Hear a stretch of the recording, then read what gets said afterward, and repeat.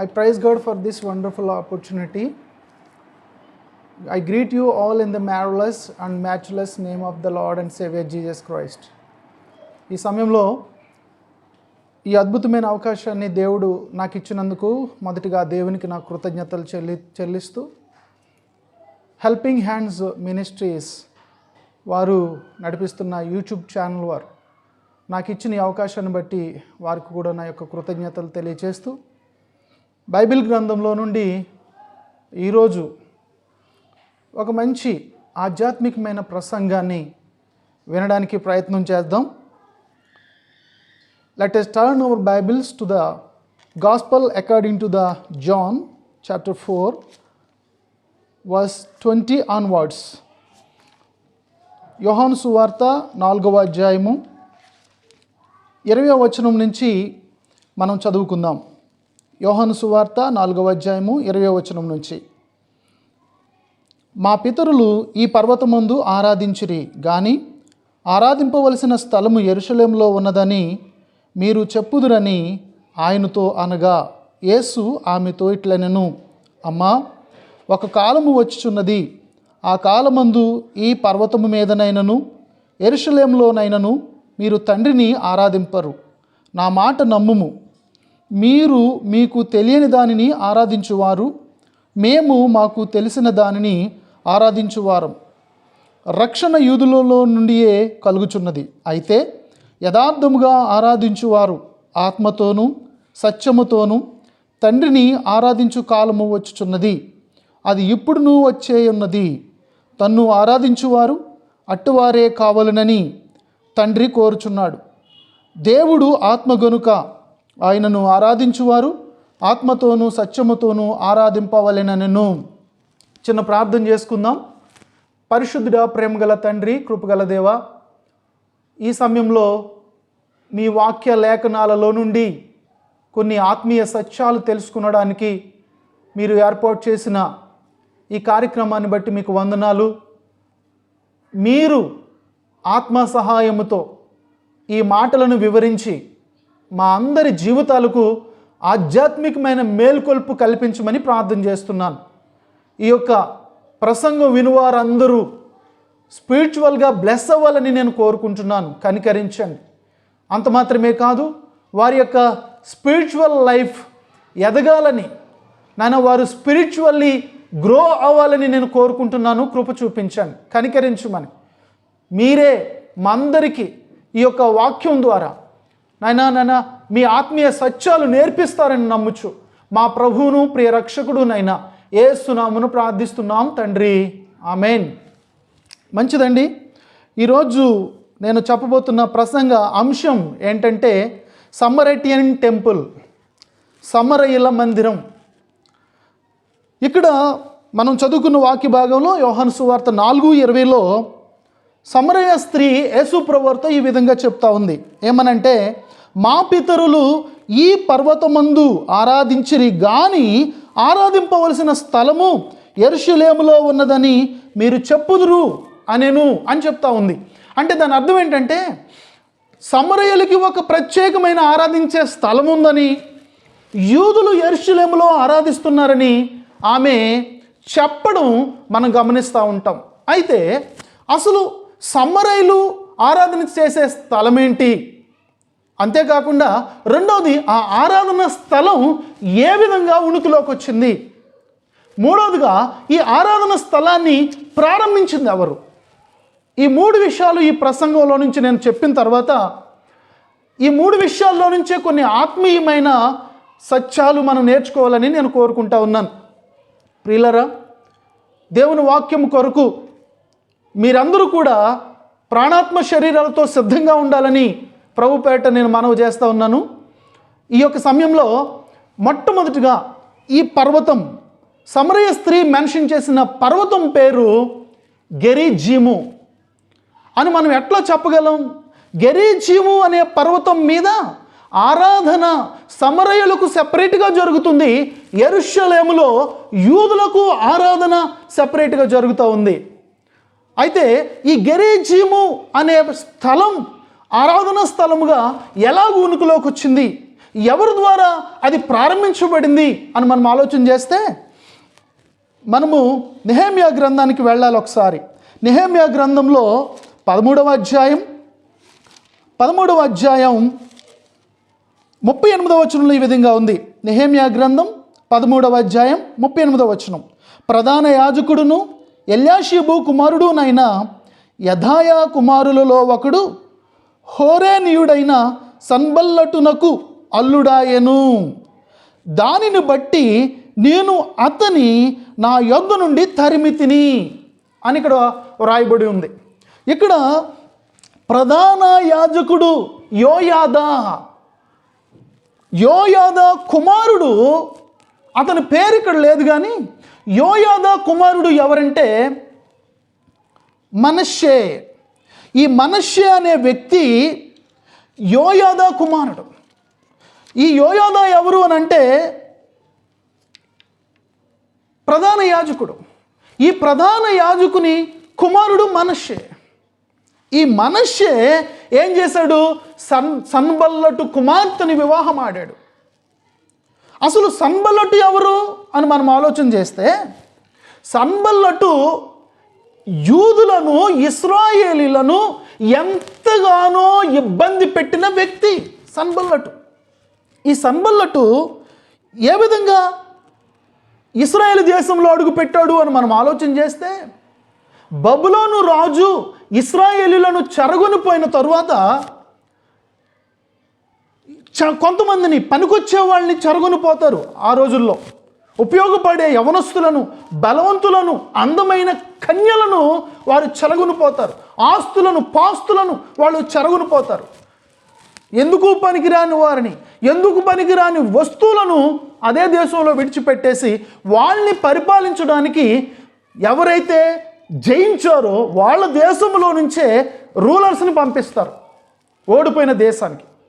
ఆ రూలర్స్ను పంపించినప్పుడు బబులోను దేశము నుంచి పంపించబడిన ఒక నాయకుని వంశంలో పుట్టిన వాడు ఈ సన్బల్లటు.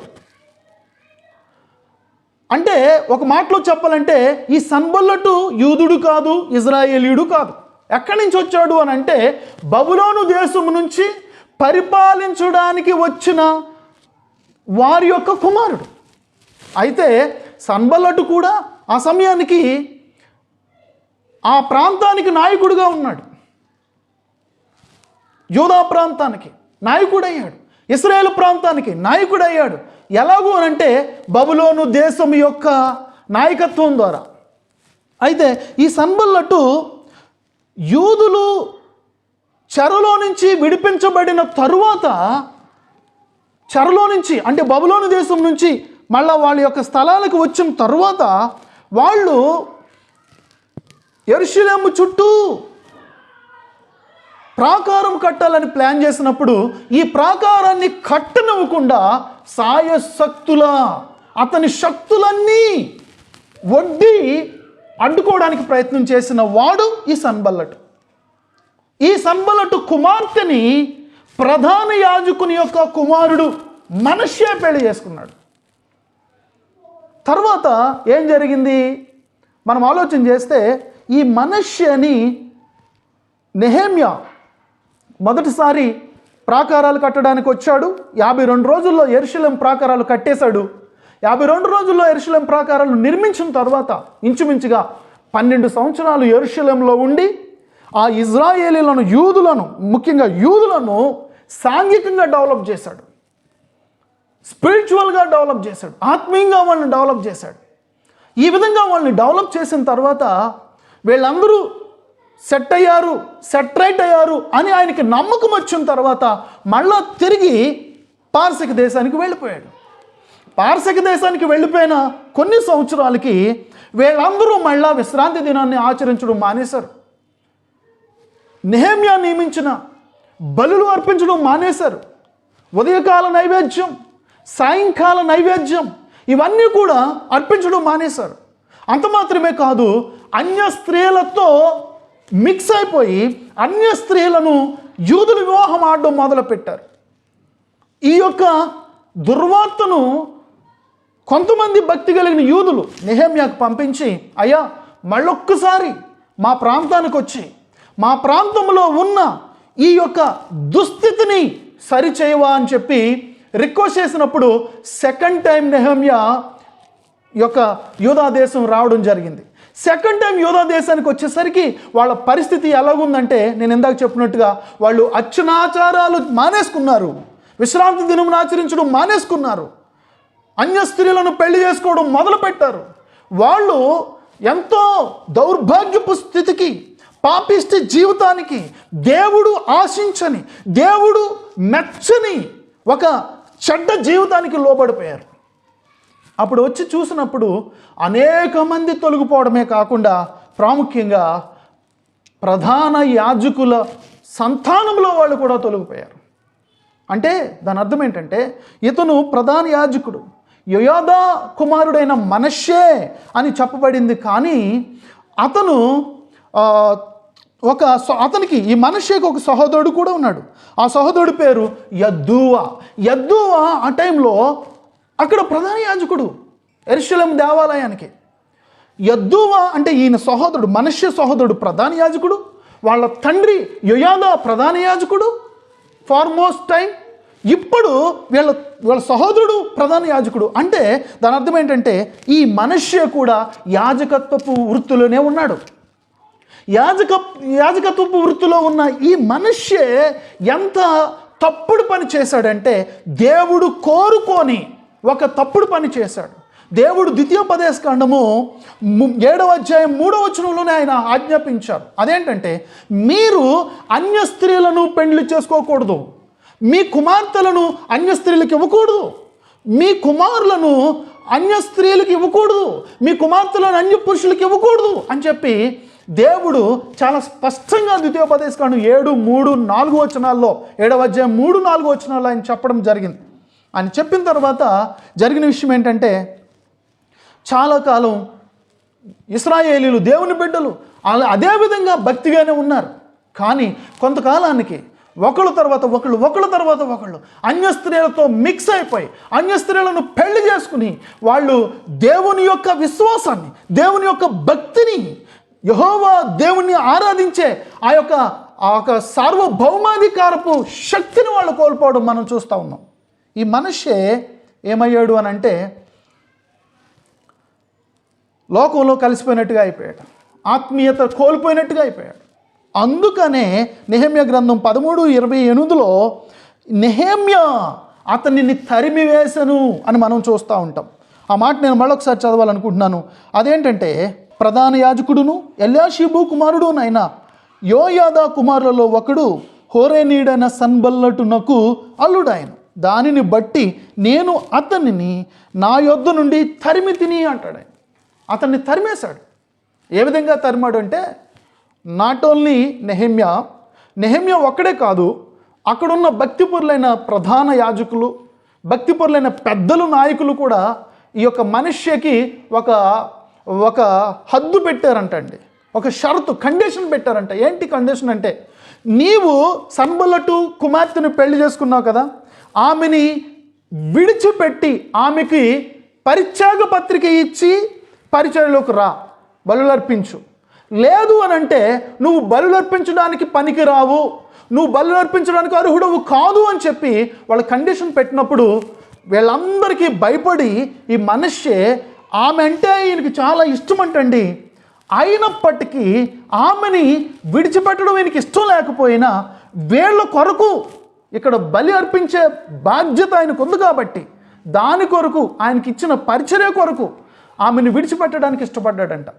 విడిచిపెట్టడానికి ఇష్టపడితే ఈ యొక్క సన్బల్లటు ఏం చేశాడంటే, నా కుమార్తెను నువ్వు విడిచిపెట్టడానికి వీల్లేదు, అవసరమైతే నేనే యెరూషలేములో ఏ విధమైన దేవాలయం ఉందో సేమ్ అదే ప్యాటర్న్లో, అదే మోడల్లో గెరిజ్జీములో నేను నీ కొరకు ఒక మందిరం కడతాను, ఆ మందిరానికి నీవే ప్రధాన యాజకుడిగా ఉండు, ఆ మందిరానికి నీవే ఒక నాయకుడిగా ఉండి ఆ మందిరాన్ని నడిపించు అని చెప్పి సన్బల్లటు ఎప్పుడైతే మనష్షేకి చెప్పాడో ఆ మాట మనష్షేకి నచ్చి ఆయన ఏం చేశాడంటే, అక్కడి నుంచి గెరిజ్జీము షిఫ్ట్ అయిపోయాడు, పారిపోయాడు, వీళ్ళు ఎట్లాగో ఇష్టపడట్లేదు, వీళ్ళు ఎట్లాగో తరిమేస్తున్నారు ఇతన్ని.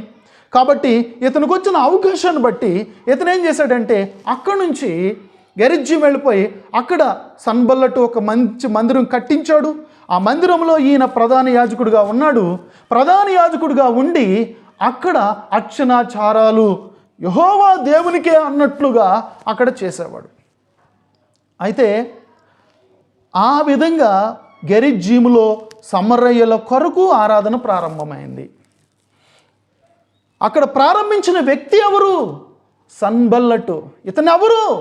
ఇతను సమరయుడు. He was not belongs to the Jewish. ఇదంతా కూడా ఒక great historian Titus Flavius Josephus, Romano Jewish historian చెప్పాడు. ఇది కూడా ఆయన కూడా చెప్పాడు ఇది.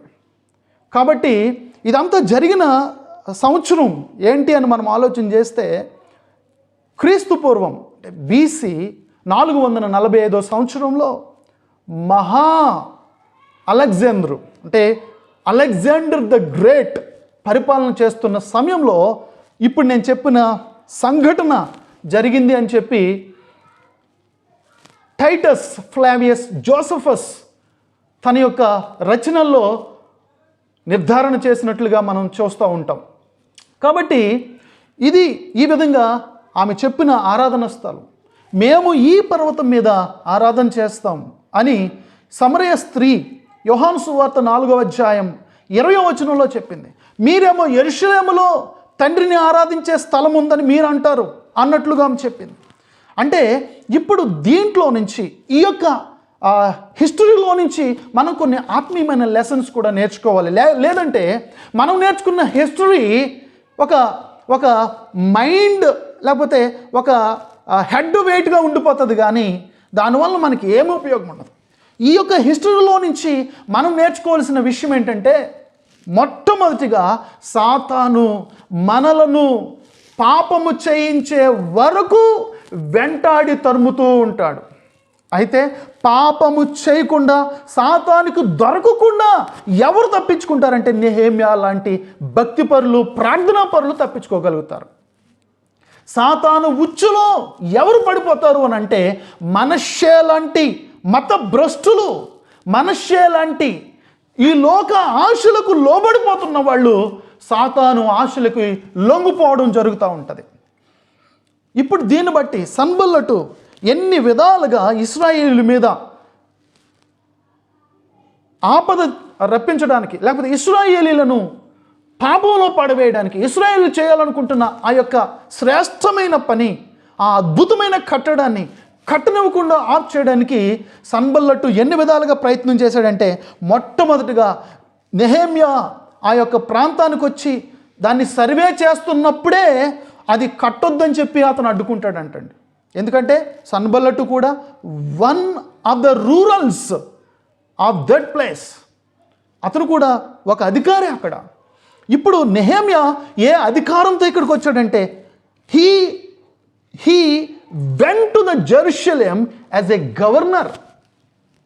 ఆయన ఒక చిన్న అధికారి అయితే ఈయన ఒక గవర్నర్గా వచ్చాడు. కాబట్టి ఆయన అడ్డుకునే ప్రతి అడ్డంకును ఈయన జయించడానికి దేవుడు ఈయనకి సహాయం చేశాడు. నెహెమ్యా జయించగలిగాడు. సన్బల్లటు మొట్టమొదటిగా వేళ్ళు ఆరంభములోనే అడ్డుకోవడానికి ప్రయత్నం చేశాడంటండి. అది మనం ఎక్కడ చూస్తామంటే నెహెమ్యా గ్రంథం 2:19 మనం చూడగలుగుతాం. అది ఆరంభంలోనే అంటే అసలు ఆ పని స్టార్ట్ కాకముందే సర్వే చేస్తున్నప్పుడే ఇతను అడ్డుకున్నట్టుగా నెహెమ్యా గ్రంథం 2:19 మనకు కనబడుతుంది. రెండవ అటెంప్ట్ లేకపోతే రెండవ అటాక్ ఈ యొక్క సన్బల్లటు ద్వారా నెహెమ్యా మీదకి, యూదుల మీదకి ఏ రీతిగా వచ్చిందంటే నెహెమ్యా గ్రంథం 4:8 మనం చూడొచ్చు. అదేంటంటే వీళ్ళు పని ఆపడానికి ప్రయత్నం చేస్తున్న పని చేసేస్తున్నారని చెప్పి ఈ సన్బల్లటు ఇంకా కొంతమందిని కూడగట్టుకుని ఈ యొక్క యూదుల మీదకి దండయాత్రగా యుద్ధానికి వచ్చాడంటండి. దండయాత్రగా యుద్ధానికి వస్తే నెహెమ్యా ఏం చేశాడంటే పని చేస్తున్న వాళ్ళని ఒక చేత్తో కత్తి పట్టుకోమన్నాడు, ఒక చేత్తో పని చేయమన్నాడు. ఆ విధంగా ఆ యొక్క దండయాత్రకి నెహెమ్యా కానీ యూదులు కానీ భయపడలేదు. మూడవ అటెంప్ట్ లేకపోతే మూడవ అటాక్ ఈ యొక్క సన్బల్లటు నెహెమ్యా మీద యూదుల మీద ఏ విధంగా చేశాడంటే అసలు నెహెమ్యాని అసలు చంపేయాలని ప్లాన్ చేశాడంటండి. అది మనకి ఎక్కడ కనబడుతుంది అంటే నెహెమ్యా గ్రంథం 6వ అధ్యాయం 1 నుంచి 4వ వచనం వరకు చదువుకుంటే మనకు కనబడుతుంది. ఇవన్నీ మనం చదవడానికి టైం ఎక్కువైతుంది కాబట్టి నేను చదవమని అడగట్లేదు, నేను చదవట్లేదు. అయితే ఇక్కడ 6వ అధ్యాయం 1 నుంచి 4 వరకు మనం చూస్తే ఓనో మైదానానికి రా, ఈ ప్రాకారాల గురించి మనము మాట్లాడుకుని ఏ విధంగా కడదాం, ఏమేమి ప్లాన్స్ వేద్దాం అని మనం మంచిగా మాట్లాడుకుందామని చెప్పి ఇతను మంచిగా అతన్ని నెహెమ్యాని సన్బల్లటు ఓనో మైదానం దగ్గరికి పిలుస్తాడంటండి. కానీ ఈ నెహెమ్యా ప్రార్థనాపరుడు కాబట్టి, దేవుని యొక్క దర్శనాలు కలిగిన వ్యక్తి కాబట్టి, దేవుని యొక్క చిత్తాన్ని తెలుసుకున్న వ్యక్తి కాబట్టి అతను పిలిచిన ఆ ఆహ్వానాన్ని ఇతను స్వీకరించకుండా అక్కడ ఓనో మైదానానికి వెళ్ళలేదంటండి. ఆ విధంగా నెహెమ్యాని చంపాలనుకున్నా కూడా ఇతను చంపలేకపోయాడు. 4వ అటాక్ ఏ విధంగా చేశాడంటేనంటండి, వీళ్ళు ఎన్ని విధాలుగా ప్రయత్నం చేసినా మందిరం కట్టడం ఆగట్లేదు, ఈ ప్రాకారాలు కట్టడం ఆగట్లేదు. కాబట్టి ఇతను ఏం చేశాడంటే డైరెక్ట్గా ఈసారి భయపెట్టడం ప్రారంభించాడంటండి. భయపెట్టడం ప్రారంభించినా కూడా అతను ఏమాత్రం నెహెమ్యా కానీ యూదులు కానీ భయపడకుండా వారి పని వాళ్ళు చేసుకుంటూ వెళ్ళిపోయారు. ఇదంతా అయిపోయింది. 52 డేస్లో జెరూషలేం వాల్స్ వర్ బిల్డ్. జెరూషలేం యొక్క గోడలు కట్టబడ్డాయి. ఈయన చేసేదేమీ లేక ఈ యూదుల్ని ఎలాగ దెబ్బ కొట్టాలి, ఈ యొక్క ప్రజలను దేవుని బిడ్డలను ఎలాగ దెబ్బ కొట్టాలని ఆలోచన చేసి చివరికి తన కుమార్తెనే ప్రధాన యాజకుని తమ్మునికి ఇచ్చి అదొక వలగా లేకపోతే అదొక ఉరిగా యూదులకి వేయాలని ఆశించాడంటండి. ఆ విధంగా ఈ సన్బల్లటు వాళ్ళ కొరకు ప్రయత్నం చేసి ఇశ్రాయేలీలు యూదుల యొక్క మెయిన్లీ నెహెమ్యా యొక్క ప్రణాళికలను విఫలపరచాలని, నిర్వీర్యం చేయాలని, అంతమొందించాలని ప్రయత్నం చేశాడంటండి. అయితే నేను చెప్పేది ఏంటంటే సాతాను మనలను నిత్యము వెంట తరుముతూ ఉంటాడు. ఎందుకు అంటే పాపం చేయమని. సాతాను అంటండి ముఖ్యంగా మూడు వెపన్స్ వాడతాడంట. ముఖ్యంగా అవి ఏంటంటే 3 కూడా W మీద వస్తాయి. 3 Ws that weapons were used by Satan mainly. అవి ఏంటంటే మొదటిగా ఉమెన్ మగువ, రెండోది వైన్ మందు, మూడోది వెల్త్ నగదు లేకపోతే ఆస్తిపాస్తులు ధనం. ఈ మూడింటిని వాడతాడంటండి. ఎందుకు? దేవుని బిడ్డలను వాడి యొక్క ట్రాక్లోకి తీసుకోవడానికి ఈ మూడింటిని వాడతాడంటండి. మళ్ళీ చెప్తున్నాను, మొదటిగా ఉమెన్, రెండోదిగా వైన్, మూడోదిగా వెల్త్. ఇక్కడ సాతాను మనుష్యాన్ని భక్తిహీనుడిగా చేయడానికి, భక్తిలో నుంచి డిస్ట్రాక్ట్ చేయడానికి, భక్తిని తప్పించడానికి వేసిన ఆ యొక్క గాలం ఏంటంటే ఒక స్త్రీని వేశాడండి. స్త్రీ గురించి మగువ మగని ఒక మంత్రి అంటండి. అంటే దీని అర్థం ఏంటంటే a wife is a minister to her husband. మగువ మగనికొక మంత్రి అంటండి. ఒక స్త్రీ తన యొక్క భర్తకి మంత్రిగా ఉంటుందంట. అంటే దాని అర్థం ఏంటి? భర్త రాజు అనే అర్థం. భర్త ఎప్పుడు కూడా తన యొక్క స్థితిని కోల్పోకూడదు. స్త్రీకి దేవుడిచ్చిన భాగ్యం ఏంటంటే స్త్రీ శరీరం, పురుషుడు శిరస్సు. వాక్యానుసారంగా నేను చెప్తున్నాను. కాబట్టి పురుషుడు ఒక రాజు అయితే భార్య, అతని యొక్క భార్య ఒక మంత్రి. కాబట్టి ఈ మాటలను బట్టి మనం హెచ్చరించబడేది ఏంటంటే మగువను బట్టి మనం పాపంలో పడిపోకూడదు. ఎంత అద్భుతం అంటే ఇది! ఒక స్త్రీ వివాహము కొనసాగాలని చెప్పి ఆ స్త్రీ తండ్రి సన్బల్లటు ఏం చేశాడండి? ఒక దేవాలయాన్ని కట్టించాడు. దేవాలయాన్ని కట్టాలంటే ఎంత ఖర్చు అవుతుంది? ఎన్ని కోట్ల రూపాయలు అవుతాయి? ఆ టైంలో యెరూషలేం దేవాలయం అంటే అదే మచ్చులో, అదే పోలికలో, అదే ప్యాటర్న్లో కట్టాలంటే యెరూషలేం దేవాలయం ఎంత గొప్ప దేవాలయం అండి. అంటే ఈ యొక్క వైవాహిక బంధం కాదు ఇక్కడ మెయిన్. ఈ యొక్క సన్బల్లటు ఆలోచించేది వైవాహిక బంధం కాదు, ఈ యూదుల్ని తన వైపుకి లాక్కోవాలి, అది అతని ప్లాన్. ఆ విధంగానంటండి ఆ రోజుల్లో మహా అలెగ్జాండర్ పరిపాలన చేస్తున్న టైంలో, అతను రాజుగా ఉన్న టైంలో, చక్రవర్తిగా ఉన్న టైంలో అనేక మంది యూదులు వాళ్ళ యొక్క భక్తిని విడిచిపెట్టి సమరయ ప్రాంతానికి షిఫ్ట్ అయిపోయారంటండి. ఇది సాతాను యొక్క వల, సాతాను యొక్క ఉచ్చు, సాతాను యొక్క పన్నాగమని మనం గ్రహించాలి. ఇప్పుడు ఈ రోజుల్లో కూడా ఇది నేను చెప్పేది ఏంటంటే, ఇది మన కొరకు నేను చెప్పేది ఏంటంటే, దీంట్లో నుంచి ఆత్మీయమైన పాఠం, మనం కూడా ఇట్లాంటి సాతాను యొక్క బంధకాల్లో నుంచి, పాశాల్లో నుంచి తప్పించుకోవాలని ప్రభుపేట నేను మనం చేస్తున్నాను. తప్పించుకోవాలంటే నేను ఇద్దరు ఎగ్జాంపుల్స్గా చెప్తున్నాను. తప్పించుకున్న నెహెమ్యా ఆ యొక్క బంధకాల్లో పడిపోయిన మనష్షే. నెహెమ్యా ఏ విధంగా తప్పించుకున్నాడు? తన భక్తిని బట్టి, తన ప్రార్థనా జీవితాన్ని బట్టి, తన ఆత్మీయతను బట్టి తప్పించుకోగలిగాడు. తనకు దేవునికి ఉన్న రిలేషన్షిప్ను బట్టి తప్పించుకోగలిగాడు. మనం కూడా ఆ విధమైన రిలేషన్షిప్ దేవునికి మనకి మెయింటైన్ చేసుకుంటూ, ఆ విధమైన ప్రార్థనా జీవితాన్ని ప్రార్థనా పరులముగా బ్రతుకుతూ మనం కూడా సాతాను యొక్క ఉచ్చు నుంచి తప్పించుకోగలుగుతాం. తర్వాత రెండవ ఆత్మీయమైన పాఠం నేను చెప్పాలనుకుంటుంది ఏంటంటే, నిజమైన దేవాలయాన్ని విడిచిపెట్టడం. ఇతడు మనుష్యే ఎంత కళ్ళు గుడ్డి అయిపోయినాయి అంటే, మనుష్యకి యెరూషలేము దేవాలయము ఎంతో పవిత్రమైన దేవాలయం, యెహోవా ప్రసన్నత అక్కడ నిలుస్తున్న దేవాలయం, దేవుని యొక్క ప్రసన్నత మేఘముల వలె ఆ యొక్క దేవాలయం మీదకి దిగొస్తుంది. ఆ యొక్క నిజమైన దేవాలయాన్ని విడిచిపెట్టి అతను అబద్ధమైన దేవాలయం దగ్గరికి వెళ్ళిపోవడానికి ఇష్టపడ్డాడు. ఈ రోజుల్లో కూడా చాలామంది తప్పు చేస్తున్నారు. మందిరాల్లో సేవకులు గద్దిస్తుంటే మందిరాలే మానేసి వాళ్ళకి నచ్చిన మందిరాలు కోరుకుని, నచ్చిన మందిరాలు ఎన్నుకుని వెళ్ళిపోతూ ఉన్నారు. నిజమైన మందిరం నుంచి విడిచి వెళ్ళిపోవాలంటే కొంచెం భయపడాలి. ఎందుకు అంటే నీ జీవితం నరకానికి వెళ్ళిపోతుంది నిజమైన మందిరాన్ని విడిచిపెట్టి అబద్ధపు మందిరానికి నువ్వు వెళ్ళినప్పుడు. ఎందుకు అంటే ఈమె చెప్తుంది, మా పితరులు ఎక్కడ ఆరాధన చేశారు, మీ యొక్క పితరులు యెరూషలేములో ఆరాధన చేస్తున్నారు అని చెప్పినప్పుడు యేసుప్రభువు వారు అంటారు, అమ్మా మీరు మీకు తెలియని దానిని ఆరాధన చేస్తున్నారు, మేము మాకు తెలిసిన దాన్ని ఆరాధన. అంటే వాళ్ళు తెలియకుండానే ఆరాధన చేసేస్తున్నారంట. Without knowing they are worshipping God. ఆ యొక్క దొంగ మందిరానికి వెళ్ళిపోయాడండి మనష్షే. నిజమైన మందిరాన్ని విడిచిపెట్టి living the real temple of God is a sin. ఎంత పాపానికి ఒడిగట్టుకున్నాడు. నేను ఇందాక చెప్పాను కదా, ఒక ఉమెన్, రెండోది వెల్త్ అని కూడా చెప్పాను, వైన్ అని కూడా చెప్పాను.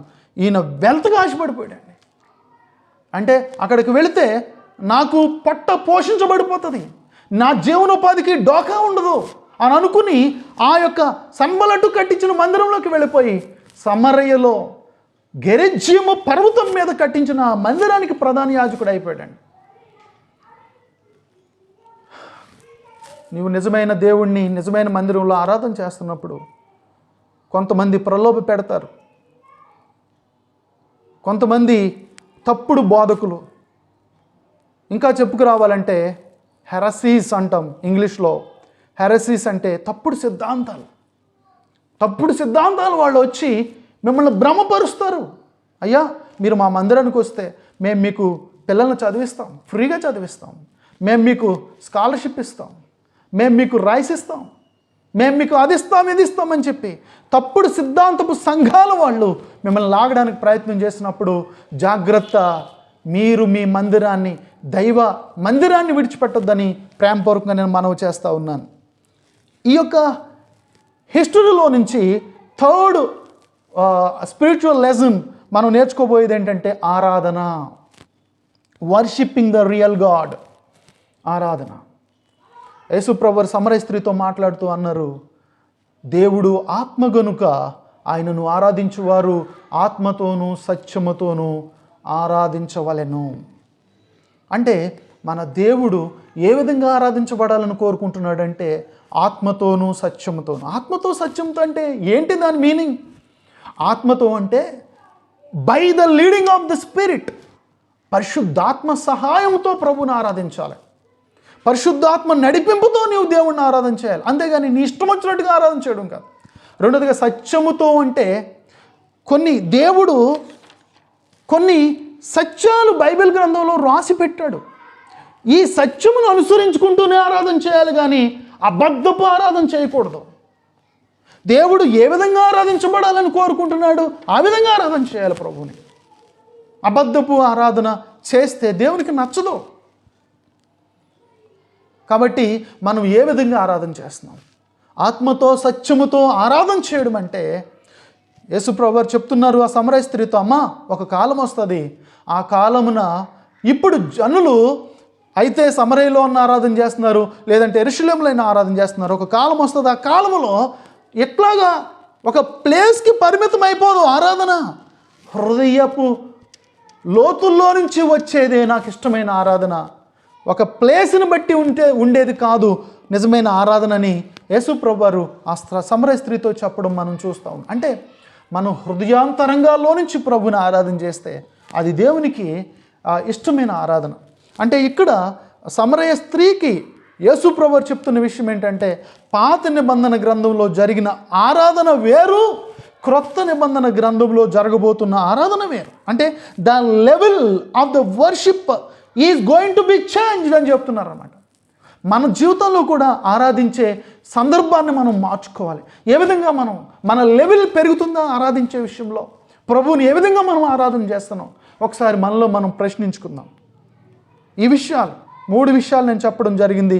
సాతాను మనలను పాపములో పడవేయటానికి అంతం వరకు ప్రయత్నం చేస్తాడు, కానీ నెహెమ్యా లాంటి భక్తిపరులు తప్పించుకోగలుగుతారు. రెండవదిగా మనష్షే లాంటి ఈ లోక పోకడలో పోయేవాళ్ళు, ఈ లోక ఆశల కొరకు ఆశపడేవాళ్ళు పడిపోతారు.